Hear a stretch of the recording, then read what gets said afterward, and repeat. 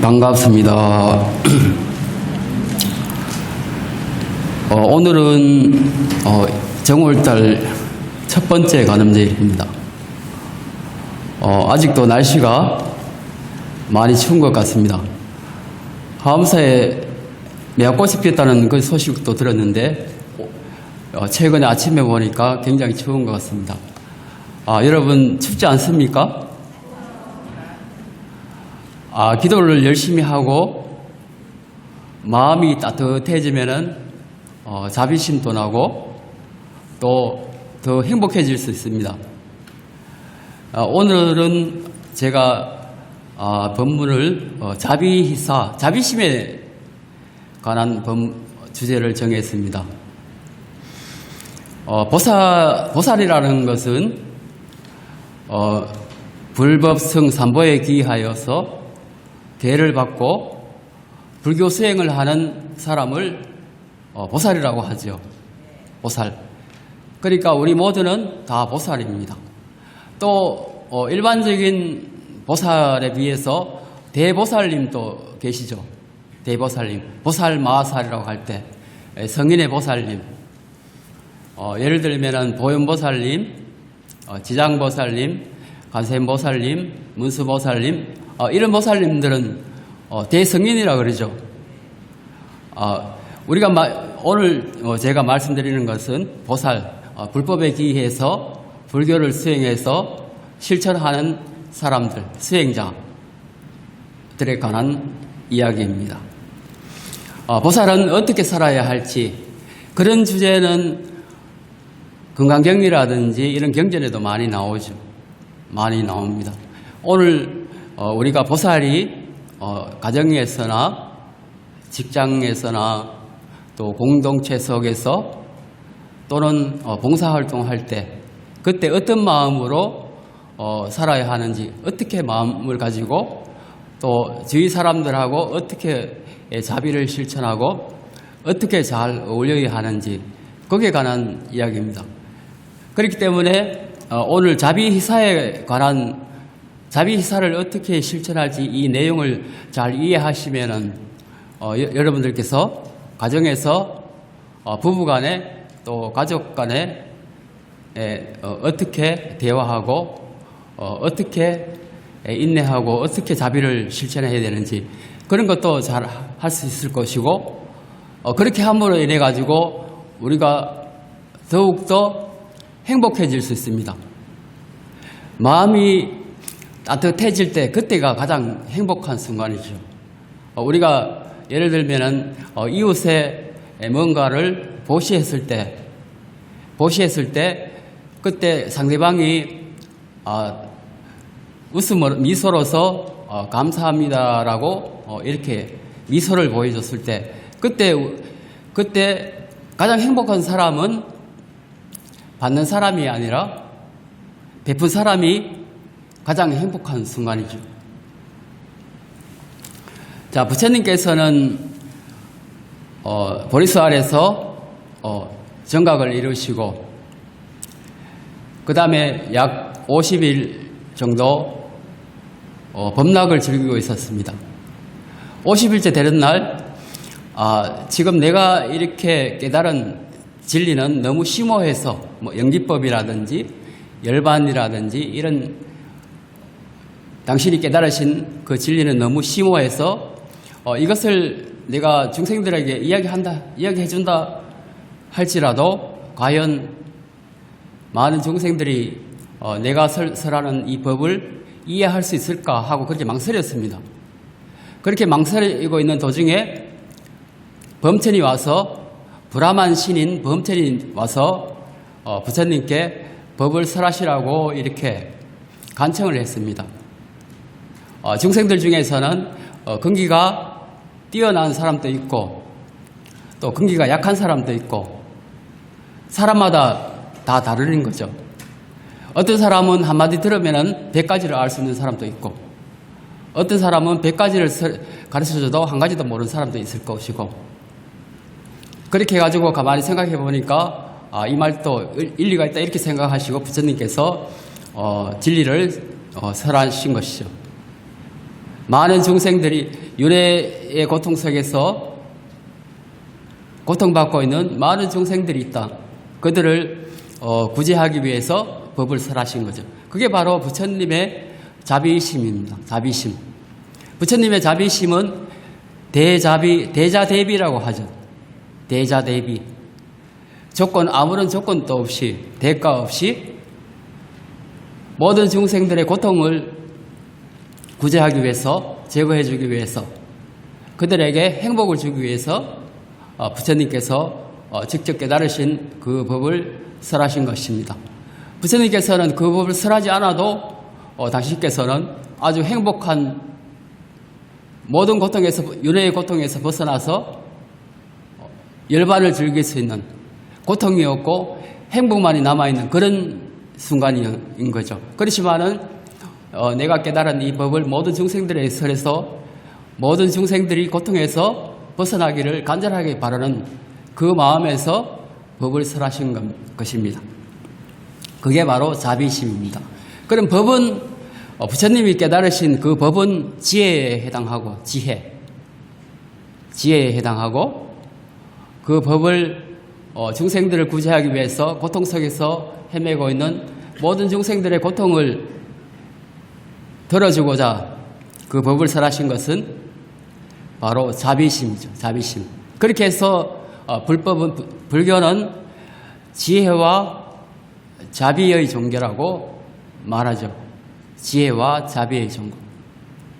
지혜만 있어도 안 되고 또 자비만 있어도 안 되고, 지혜와 자비는 서로 어우러져 있는, 지혜와 자비가 합쳐져야, 그래야 완전한 상태가 되는 겁니다. 완전한 열반에 이를 수 있는 겁니다.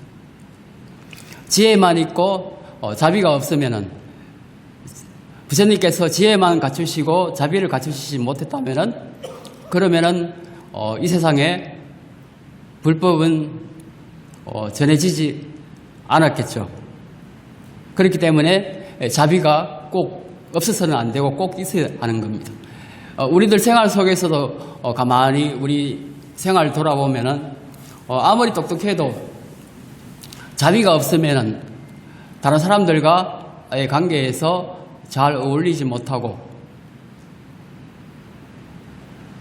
행복감을 느끼지 못하는 겁니다.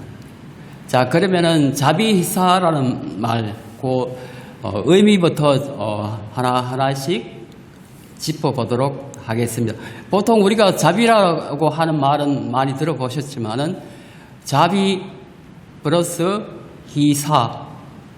희사를 붙여가지고 자비희사, 이것을 네 가지 무량심, 네 가지 한량없는 마음이라고 합니다. 한량없는 마음. 한량없다는 말은 끝이 없다는 말입니다. 중생들이 끝이 없죠. 자비를 베푸는 그 대상은 끝이 없는 겁니다. 또 그 다음에 자비를 베풀어도 나의 자비심은 줄어들지 않습니다. 부처님이 45년 동안 설법을 하시면서 자비를 베풀었지만은 그 자비는 줄어들지 않았습니다. 우리가 가지고 있는 그 따뜻한 마음도 아무리 이웃에게, 이 사람에게 베풀고 저 사람에게 베풀고 많은 사람들에게 베풀어도 우리의 그 따뜻한 마음은 줄어들지 않습니다. 더 늘면 늘었지 그 마음은 줄어들지 않습니다.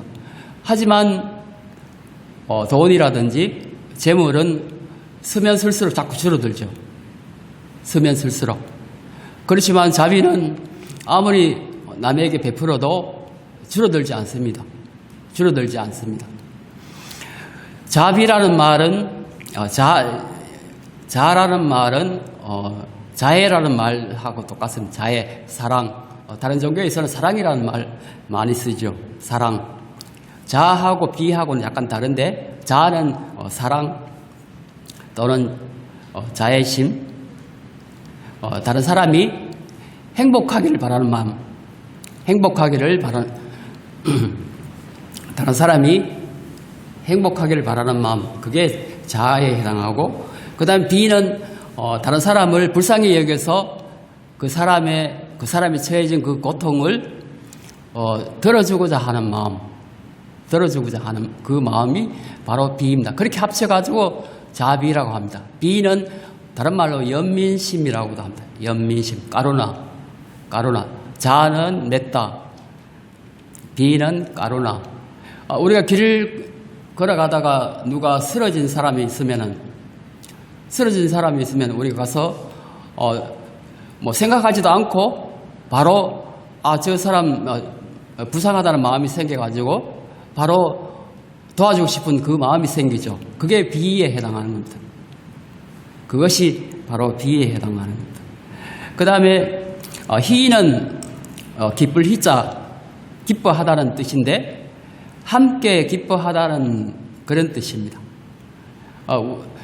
사촌이 땅을 사면은 배 아프다고 하는 그런 말도 있잖아요.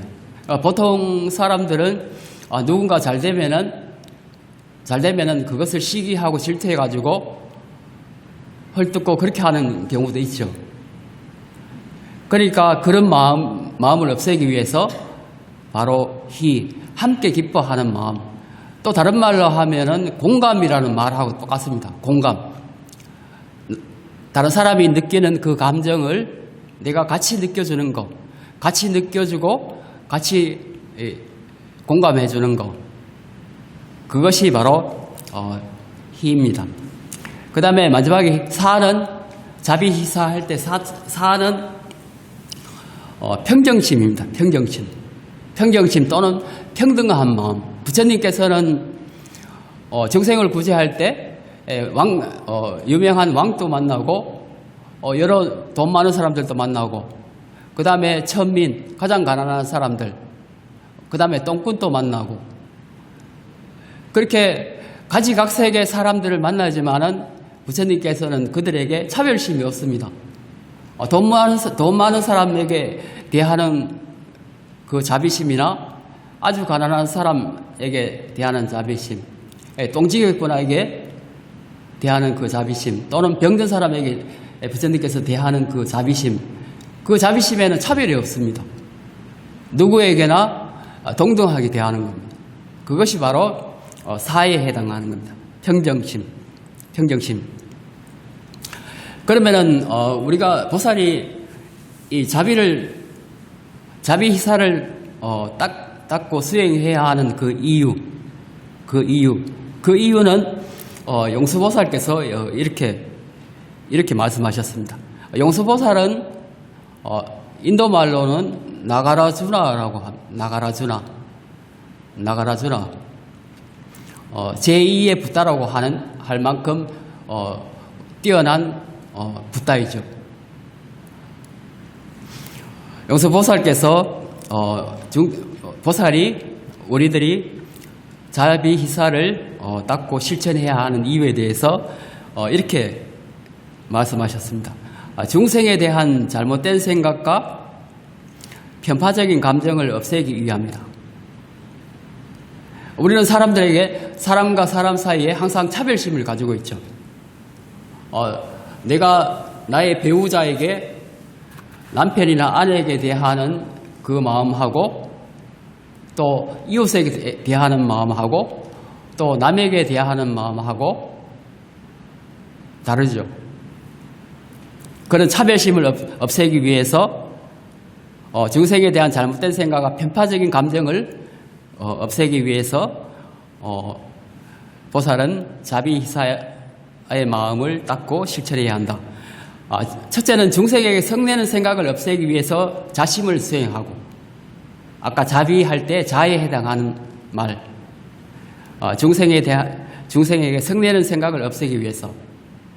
우리는 살다 보면은 어쩔 수 없이 다른 사람들하고 부딪히기도 하고 언쟁을 벌이기도 하고 그렇게 하다 보면은 화내는 마음이 생기죠. 세계에서 가장 화가 많은 사람들이 속하는 것이 아마 한국인들일지도 모릅니다. 화병이라는 말이 있죠. 화병. 서양에서는 의학 용어에 화병이라는 그런 용어가 없는데 한국에는 그 의학 용어로 화병이라는 그런 용어가 있다는 그런 이야기를 들었습니다. 자아를 수행하는 것은 바로 다른 사람에게 화내는 마음, 성내는 마음, 그 마음을 닦기 위해서 자아를 수행하고, 중생을 괴롭히려는 생각을 없애기 위해서 비심을 수행하고, 그러니까 자비를 수행하는 것은 다른 사람들에게 불친절하게 하고 화내기도 하고 또 시기하기도 하고 또 싸우기도 하고 하는 그런 마음을 닦기 위해서, 그런 마음을 없애고 자비로운 마음을 키우기 위해서 자비 수행을 한다, 그렇게 생각하시면 될 것 같습니다. 그 다음에 기뻐하지 않는 것을 없애기 위해서 희심을 수행하고, 기뻐하지 않는, 다른 사람이 잘 되면은 우리가 거기에 기뻐해주고 박수 쳐주고 그렇게 해야 되는데 그렇게 안 되는 경우가 많이 있습니다. 질투하게 되고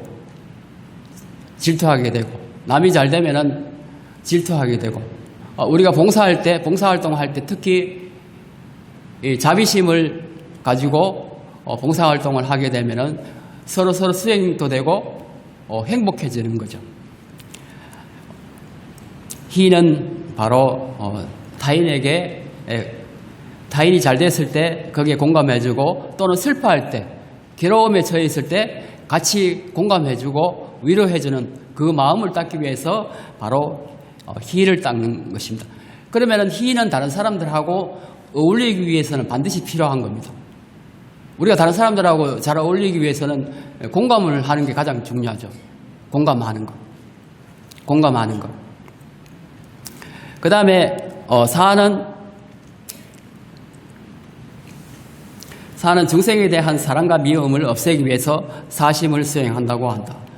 우리가 다른 사람들하고 이렇게 많이 어울리고 또 모임이라든지, 우리 이제 사찰 같은 경우는 이제 봉사팀도 있고 구법회도 있고 이렇게 활동하시잖아요.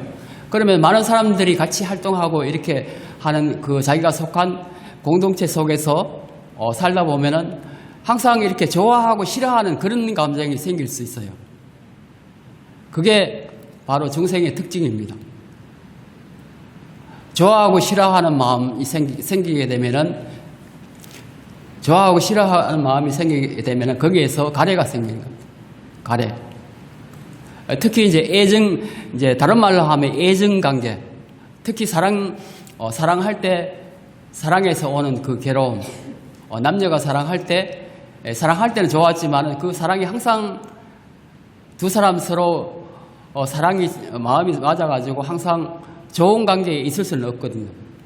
또 살다 보면은 싫은 관계에 서로 싫어할 수도 있고, 싫어하는 마음은 내가 그 사람을 좋아했기 때문에 싫어하는 마음이 생기는 거죠.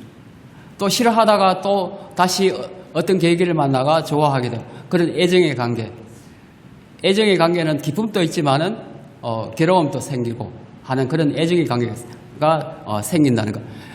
그렇지만 이런 데 비해서 우리가 공동체 속에서 다른 사람들하고 이렇게 관계 맺고 살아갈 때는 애정의 관계가 아니라 모든 사람들과 동등하게 서로 존중하고 아끼는 마음, 그런 마음이 그래야 영원하게 오랫동안 편안하고 행복하게 함께 수행하고 살아갈 수 있는 겁니다. 바로 애정의 관계를 없애기 위해서 자비희사를 수행하는 겁니다. 요약하면은 우리가 자비희사를 실천하는 것은 모든 사람들이 행복하기를 바라고, 내가 그 모든 사람들과 함께 잘 어울려서 같이 행복하게 살기 위해서 닦는 것이 바로 자비희사입니다. 그 중에서 특히 애정의 관계, 남을 좋아하고 싫어하는 마음이 생기는 것, 그것은 항상 거기에 대한 가래가 남게 되는 겁니다. 가래가 생기기 때문에 바로 윤회의 고통이 있는 거죠. 가래가 생기기 때문에. 가래가 있기 때문에 윤회의 고통이 생기는 거죠. 그래서 신신명에 이런 말이 있습니다. 신신명에 보면은 지도문안이요 유혐 간택이라.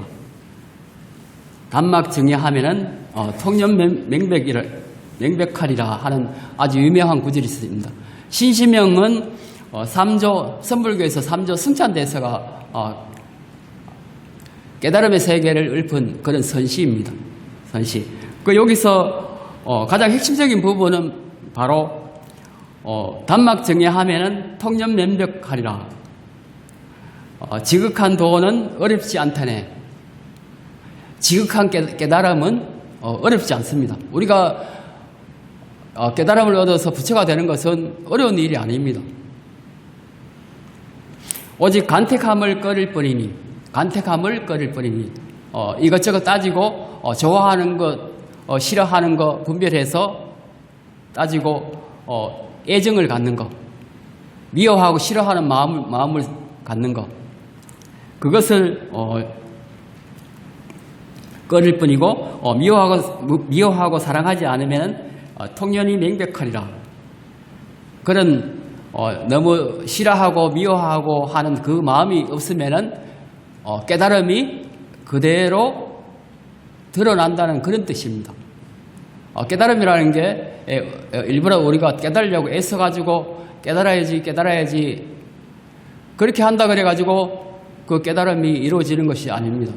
깨달음은 우리가 집착하고 하는 그 번뇌가 사라지게 되면은 저절로 드러나는 겁니다. 자기도 모르는 사이에 그 깨달음이 드러나는 겁니다.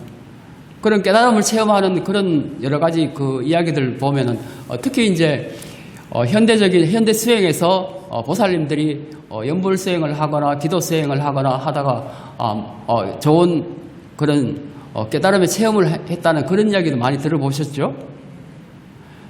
그것이 바로 그겁니다. 열심히 기도하고 그러다 보면은 번뇌가 없어져 버립니다. 좋아하고 싫어하는 그 마음, 뭔가에 집착하는 마음, 그런 번뇌가 사라져 버리게 되면은 나도 모르는 사이에 그 자리에서 바로 삼매를 체험할 수 있습니다. 그러면은 저절로 깨달음이 드러나는 겁니다. 그것이 바로 끝에서 이야기할 부분인데 그것이 바로 반야바라밀입니다. 반야바라밀입니다. 미워하고 싫어하는 마음, 그 마음이 없어지게 되면은 우리가 삼매를 체험하고 깨달음이 드러나게 된다는 것입니다. 그러면은 이렇게 자비심을 우리가 평소에 사람들 가정에서 부부 사이에 가족 간에 또 직장에서 사람들 사이에 또 공동체 속에서 이 자비심을 실천하게 되면은 그러면은 그것이 좋은 인간부의 씨앗이 되는 겁니다. 선업의 씨앗이 되고 나중에는 그 선업의 좋은 가보가 오게 되는 겁니다.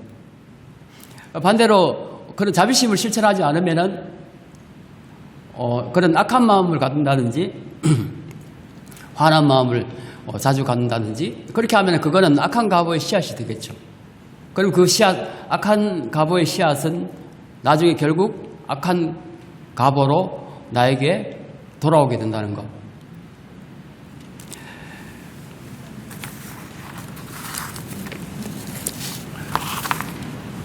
큰 스님 법오록에도 이런 말이 있습니다. 성내고 악의적인 마음, 애정 등의 번뇌가 다한 마음에서 자비심이 나온다. 번뇌가 다한 사람은 항상 남을 존중하고 아끼고 위하고 섬기는 마음이 우러나온다. 이렇게 말씀하셨습니다. 번뇌가 다하고 자비심으로 가득 차게 되면은 우리가 남에게 먼저 인사받으려고 하는 것이 아니라 모든 사람들을 부처로 보는 겁니다. 내가 만나는 모든 사람 어린아이부터 시작해가지고 남녀노소 할 것 없이 모든 사람을 부처로 대하는 것입니다. 그렇게 부처로 대하기 때문에 존중하고 아끼고 존중하고 섬기는 그런 마음이 우러나오는 것입니다. 자, 그러면은 우리가 자비심을 이제 개발하는 방법으로 첫째, 어떻게 하면은 우리가 자비심을 개발할 수 있고 항상 생활 속에서 자비희사를 실천할 수 있는지, 자비심을 개발하는 방법, 첫째로 우리가 다른 사람들에게 이렇게 친절한 마음으로 대하고 이렇게 잘 할 수 있지만은 어쩌다가 상대방이 나에게 욕을 한다든지, 상대방이 나에게 화를 내서 나를 못 살게 한다든지 그렇게 하는 경우 있잖아요. 상대방이 나에게 화를 내가지고 막 공격을 한다든지 그런 상황에 처해 있을 때, 그러면 그때는 우리가 어떻게 그 사람에게 자비를 실천해야 할까? 부처님께서 그런 상황에서 어떻게 하셨는지 그걸 보면 우리가 잘 배울 수 있습니다. 부처님께서 예전에 이제 인도 같은 경우 부처님이 성불을 하셔가지고 정각을 이루시고 포교하시기 시작해서 많은 사람들이 부처님에게 출가를 했습니다. 그런데 그 중에서 바라문교, 브라만교도들이 부처님에게 출가한 사람들이 굉장히 많습니다. 지금 하는 이야기도 어떤 브라만이 자기 동료가 부처님에게 출가를 했습니다. 그래가지고 자기 바라문들은 굉장히 그 자부심이 강합니다. 인도에서 가장 주된 종교가 바라문교였으니까 바라문은 사성 계급 중에서도 가장 높은 계급이죠. 그래가지고 어떤 바라문이 자기 바라문 동족이 부처님에게 출가를 했기 때문에 부처님에게 찾아와가지고 막 소리를 지르고 윽박지르고 욕을 하고 했습니다. 그렇게 하는 도중에 그 사람이 잠시 욕하는 것을 멈추자 그때 이제 부처님께서 이렇게 말씀하셨습니다. 부처님께서 그 바라문에게 욕설을 한 바라문에게 말씀하시기를, 바라문이여, 그대의 집에도 가끔 손님이 방문하는가? 물론이다 곧담아요. 그러면 그대는 손님에게 음식을 대접할 것이다. 물론이다 곧담아요. 바라문이여, 그때 그 손님이 음식을 들지 않으면 그 음식은 누구의 것이 되겠느냐? 그야 나의 것이 되겠지. 그러자 부처님께서 조용히 이렇게 말씀하셨습니다. 바라문이여, 그대는 지금 나에게 온갖 욕설을 퍼부었지만 나는 그것을 받아들이지 않았다. 그러므로 그 욕설은 그대의 것이 될 수밖에 없다. 바라문이여, 주인이 대접했는데도 손님이 식사를 하지 않는 것과 같이 그대의 욕설을 나는 받지 않고 그대에게 되돌려 주었다. 어떻습니까? 상대방이 많은 욕설을 하고 흥분해서 욕설을 하고 욕설을 퍼부었지만은 그것을 내가 받아들이지 않으면은 그것은 그 사람에게 다시 돌아가는 것입니다. 다시. 우리가 사람이 음식을 대접받았을 때 음식을 먹지 않으면 그 음식은 그대로 주인의 것이 되는 것처럼 누군가가 나에게 욕설을 했을 때 우리가 그 욕설을 받아들이지 않으면 그것은 내 것이 아니라 그 상대방의 것이 되는 겁니다. 그렇게 하고 부처님께서 이런 개성을 읊으셨습니다. 그러면은 요 개성은 같이 한번 읽어보도록 하겠습니다. 중간에 보면은 있습니다. 중간에. 응?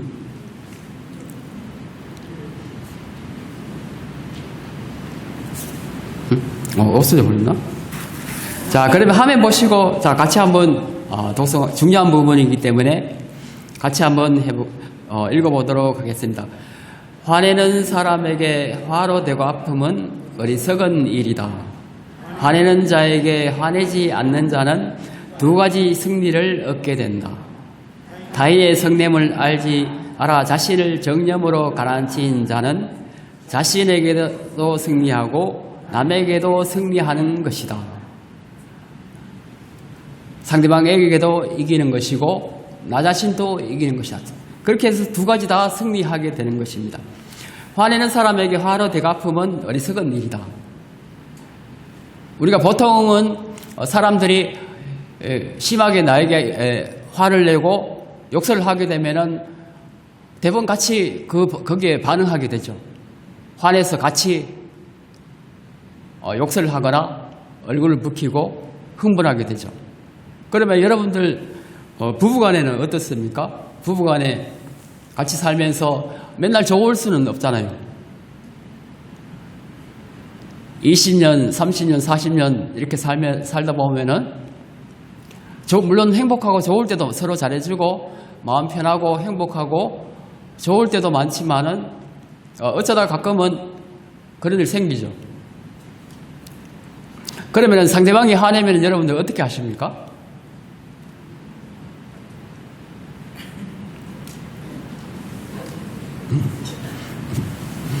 상대방이 화를 내면 여러분들 어떻게 하시겠습니까? 자, 그러면 지금부터는 이제 부처님께서 이렇게 하시는 걸 이제 가르쳐 주셨으니까, 여기서 이제 요걸 잘 실천하면 되겠습니다. 다인이 성냄을 내가 알아차리고, 상대방이 이렇게 화내려고 하면은 벌써 이 표정이 다르잖아요. 얼굴 표정이 달라지잖아요. 그러면 저 사람이 나에게 뭔가 불만이 있어가지고 화를 내려 하구나 하고 내가 먼저 알아차리는 겁니다. 먼저 알아차리고 이제 마음의 준비를 하는 겁니다. 그 순간에 먼저 여기서 알아차리는 게 중요한 겁니다. 우리는 상대방의 우리가 얼굴 표정만 봐도 그 사람이 화내려고 하는지 뭔가 미소를 짓는지 좋은 말을 하려고 하는지 그걸 알 수 있잖아요. 그러면 딱 눈치를 딱 채고 그걸 준비하는 겁니다. 그 마음의 준비를 하는 겁니다. 이게 중요한 겁니다. 마음의 준비를 하고 있으면은 상대방이 욕설을 퍼부어도 그러면은 내 마음이 요동하지 않습니다. 이제 스님들은 이제 참선하시니까 대체적으로 그런 게 잘 되지만은 여러분들은 물론 참선하시는 분도 있지만은 이렇게 하시면은 가장 좋습니다. 먼저 알아차리고 상대방 표정이나 이런 걸 보고 또는 음성이나 말투나 이런 걸 보고 그걸 미리 알아차리는 겁니다. 미리 알아차리고 준비하고 내 마음을 움직이지 않는 것입니다. 내 마음을 고요하게 가라앉힌 그 상태에 있는 겁니다.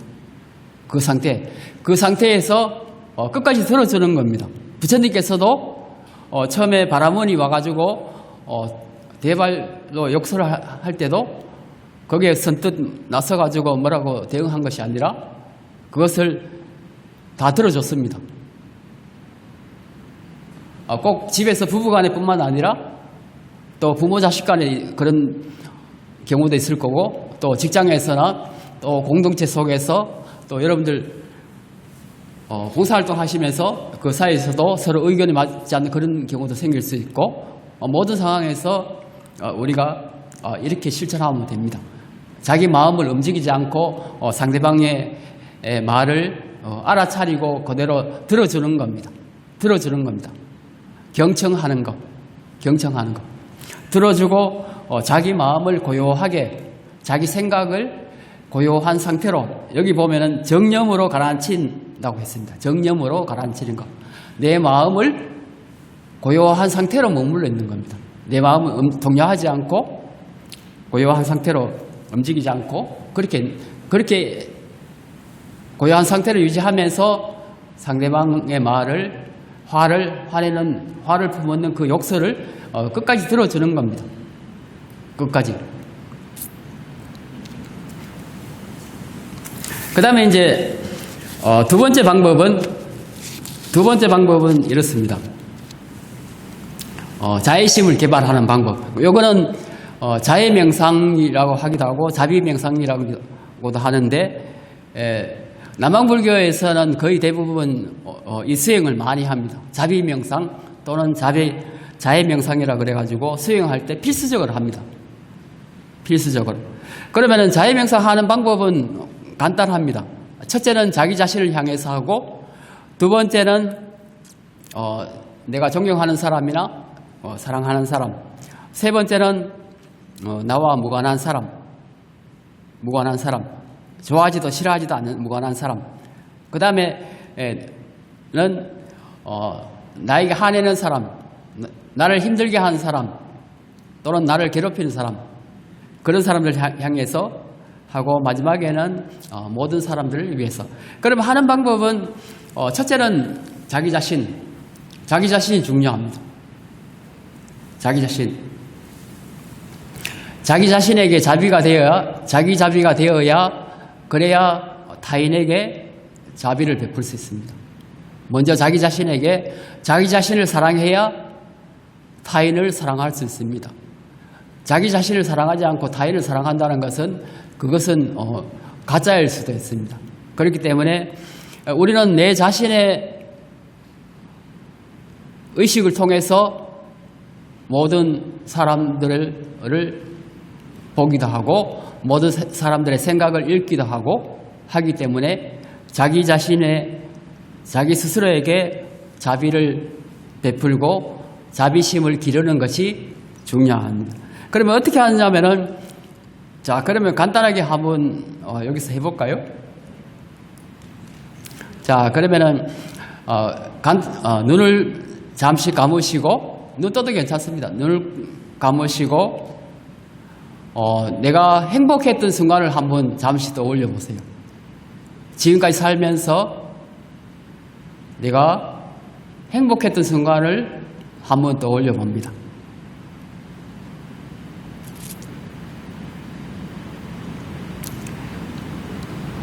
떠올렸으면은 내가 고통받지 않고 행복하기를 바랍니다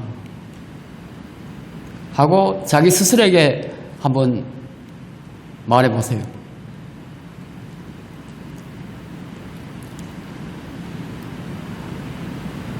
내가 고통받지 않고 행복하기를 바랍니다 하고 자기 스스로에게 말합니다.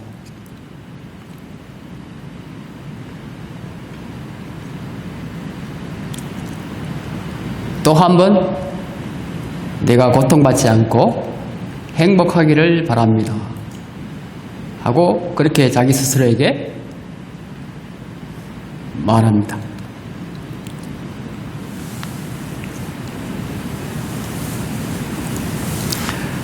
그 다음에는 내가 소중하게 생각하는 사람 또는 내가 존경하는 사람을 떠올려보고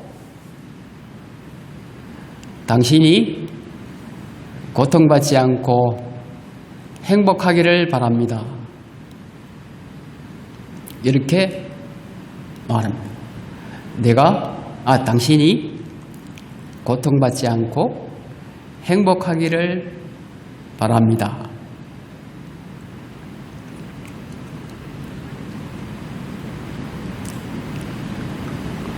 또 이번에는 나와 무관한 사람, 옆 사람이라든지 가끔가다 얼굴 보는 사람을 떠올려서 당신이 고통받지 않고 행복하기를 바랍니다. 이렇게 서너 번 정도 이렇게 기도합니다.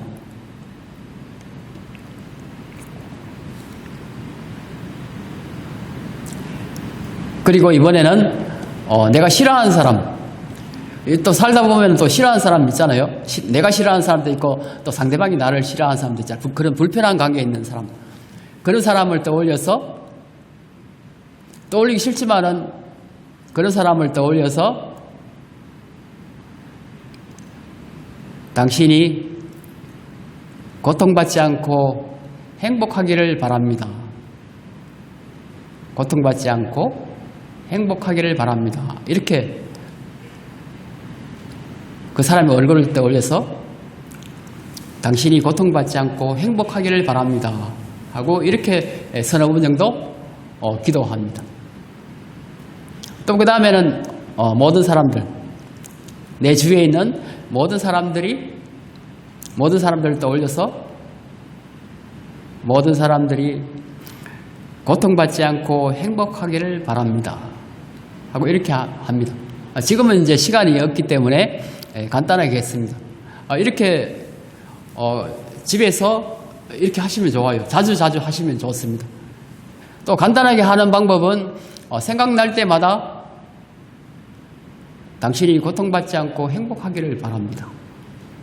누구누구 씨가 고통받지 않고 행복하기를 바랍니다. 이렇게 따로 시간을 내 가지고 할 수도 있지만은 그냥 일상에서 하는 겁니다. 일상에서 걸어가다가 이렇게 걸어가다가나 아니면 앉아 있다 보면 또 사람 얼굴이 이렇게 떠오르잖아요. 그러면은 그렇게 해주는 겁니다. 누구누구 씨가 고통받지 않고 행복하기를 바랍니다. 그렇게 자비심을 기르는 겁니다. 그 다음에 이제 세 번째 이제 자비심을 개발하고 실천하는 방법은 자기자비. 이건 이제 현대적으로 많이 하는 방법입니다. 서양에서는 이제 셀프 컴패션이라 그래가지고 자기자비. 영어로 하면은 셀프 컴패션. 그 셀프 컴패션이라는 그 책도 아직 많이 나와 있습니다. 그 유명한 뭐 하버드 대학이라든지 아주 유명한 대학에서 그 전문 교수들이 연구해가지고 그것을 현대적으로 적용한 기업에서도 적용하고 그 다음에 심리치료라든지 이런 데서 적용하고 하는 그런 방법이 아주 많습니다. 아주. 특히 이제 서양 사람들은 자기자비라는 걸 잘 모르는, 이제 보통 이제 사람들이 홀로서기 하다 보면은 실패하고 역경에 처할 수도 있고 그런 경우 많잖아요. 그러면 내가 뭔가 해가지고 실패했을 때, 특히 사업회가 실패했을 때 대부분 사람들은 자괴감에 빠집니다. 자책감에 빠져가지고 뭐 심지어는 어떤 사람은 뭐 폐인이 되기도 하고 그런 경우도 있잖아요. 자살하는 사람도 있을 거고. 그렇기 때문에 자기자비가 중요한 겁니다. 자기자비가 중요한 겁니다. 우리가 살아가면서 뭐든지 내가 하는 건 뭐든지 다 성공할 수는 없습니다. 중고등학교 입시부터 시작해가지고 대학 입시, 또 그 다음에 취업, 또 그 다음에 결혼하고 하는 우리 삶에서 모든 살아오면서 경험하게 되는 모든 부분에 있어가지고 우리가 그 하나하나 다 내가 원하는 대로 다 성공할 수는 없습니다. 성공한 사람들을 이렇게 돌아보면은 그 사람들은 한꺼번에 한 번에 단박에 모든 걸 다 이룬 건 아니죠. 여러 번 실패를 경험하면서 거기서 더 큰 지혜를 얻고 실패를 거듭하고 하는 끝에 성공한 그런 경우가 대부분이죠. 그런데 사람들은 자기가 뭔가 목표를 세우고 하다가 실패하게 되면은 자책감에 빠지게 됩니다. 자책감. 그렇게 해가지고 또 우울증에 걸리는 사람도 많고. 그러니까 여기서 자기자비는 자기 스스로에게 자비를 베푸는 겁니다. 자기 마음을, 자기 아픔을 자기 스스로 돌봐주는 겁니다. 그게 자기 보살핌, 자기 돌봄. 이게 바로 자기자비입니다. 자기자비. 그 다음에 이제 자기 자신을 이렇게 보살피고 자기 마음을, 자기 아픔을 자기 스스로 어루만져주고 위로해주고 하는 이것을 타인에게 적용하면은 그게 타인자비가 되는 겁니다. 타인자비. 타인자비는 우선 다른 사람들에게 내가 자비를 베풀려면은 그 사람들에게 내가 관심을 가져야 된다. 관심을 가져가지고 그 사람이 하는 말, 그 말을 경청하는 게 중요합니다. 어떤 사람들은 슬픔에 빠진 사람들은 그 자기가 고통스러운 그 심정을 털어놓으면은 누군가 그걸 들어주는 사람이 옆에 있는 것만으로 해도 그 슬픔이 풀릴 수 있죠. 그러니까 경청이 중요한 겁니다. 내가 다른 사람에게 자비를 베풀려면은 우선 그 사람에게 관심을 가지고 그 사람의 이야기를 잘 들어주는 것. 거기에 내 의견을 말하는 것보다는 그 사람의 이야기를 끝까지 잘 들어주는 것. 그게 바로 공감하고 그 사람에게 자비를 베푸는 가장 좋은 방법입니다. 이게 바로 현대적으로 이야기하는 바로 타인자비입니다. 타인자비. 이런 지금 이야기한 자기자비 또는 타인자비 이런 것들은 지금 미국 같은 경우는 이제 초중고등학교에서 배웁니다. 초중고등학교에서도 초중고등학교 그다음에 일반 뭐 기업이라든지 이런 명상에서도 배웁니다. 초등학교 때부터 이 자비라는 걸 이제 가르치는 이유는 왜냐하면은 자비가 우리 불교에서만 있는 것이 아니라 자비는 누구나 다 태어날 때 가지고 태어나는 겁니다. 우리가 불성을 가지고 태어나는 것처럼 그 불성 속에 부처님의 지혜와 자비가 들어있는 겁니다. 그렇기 때문에 우리는 자비를 꼭 배우지 않아도 그런 상황이 되면은 누군가 어려움에 처한 사람, 공경에 빠진 사람을 보게 되면은 내 스스로 내 마음이 먼저 내 감정이 먼저 움직이는 겁니다. 내 몸에서 그 사람의 아픔이 그대로 전달되는 겁니다. 그대로. 그 감정이 나에게 바로 직관적으로 전달되기 때문에 우리는 거기에서 똑같이 슬픈 감정을 느끼게 되고 그 사람을 도와주고자 어떤 행동을 취하게 되는 겁니다. 자, 그럼 마지막에는 자원봉사. 우리가 자원봉사라고 할 때 보통 이제 사회에서 그런 뭐 봉사활동이라는 말도 많이 쓰잖아요. 예를 들어 음주운전에 걸려가지고 어떻게 됐을 때 법원에서 봉사활동 몇 시간 하라 그런 명령 내릴 때 있죠. 의무적으로 하는 봉사활동. 그거 하고 지금 여기서 이야기하는 자원봉사는 다른 의미가 다릅니다. 의미가. 우리가 직장에서 일할 때는 거기에 뭔가 대가를 받고 하는 거지만 의무적으로 하는 것도 그 죄에 대한 대가로 의무적으로 하는 거죠. 그렇지만은 여러분들이 구법회나 그 봉사팀에서 활동하시는 그 자원봉사는 그런 거 하고는 차원이 다릅니다. 차원이 다릅니다. 자원봉사의 원래 의미는 아무런 대가 없이 스스로 다른 사람들을 받들고 섬기는 것. 봉사라는 의미가 그런 뜻입니다. 자원봉사는 자기 스스로 원해가지고 다른 사람을 받들고 섬기는 일을 하는 겁니다. 그럼 왜 그렇게 하겠습니까? 아무런 대가도 없는데 왜 그렇게 하겠습니까? 또 누군가 시켜서 그렇게 하는 것도 아닌데 그렇게 하게 되는 겁니다. 그것은 바로 우리 내면에 자비심이 있기 때문입니다. 자원봉사 하는 것은 그 사람의 자비심이 우러나와서 그 자비심에서 자원봉사를 하게 되는 겁니다. 그러면 자비심이 우러나게 되면 자비심은 또 다른 말로 하면은 따뜻한 마음입니다. 따뜻한 마음. 사람과 사람 사이에 전해지는 아주 따뜻한 마음. 온정이 전해지는 사람의 온기가 느껴지는 따뜻한 마음. 여러분들 추울 때 가족이나 누군가가 친구나 누군가가 차가운 손을 따뜻한 손으로 잡아주면은 그러면은 그 사람의 온기가 전해지잖아요. 그럴 때 그 행복감이 느껴지는 겁니다. 행복감. 자원봉사는 바로 그런 겁니다. 자비심이 우러나오게 되면은 마음속에 번뇌가 없어져요. 자비심이 우러나오게 되면은 우리 마음속에 사람과 사람 관계 사이에서 우리 마음에서 따뜻한 마음이 나오게 되면은 그러면 내 마음속에 이기심이라든지 아상, 인상, 중생상, 수자상이라는 그런 번뇌가 다 사라져 버립니다. 그러면은 그 따뜻한 마음, 그 자비심으로 사람과 사람이 서로 연결되는 겁니다. 사람과 사람이 서로 연결됩니다. 우리는 홀로 살 수 없잖아요.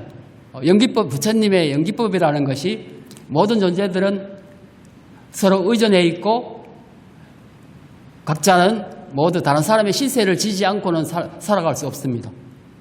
그게 바로 연기법입니다. 그렇기 때문에 우리가 심리적으로 따뜻한 마음이 서로 이렇게 연결되게 되면은 거기에 행복감을 느끼게 되는 겁니다.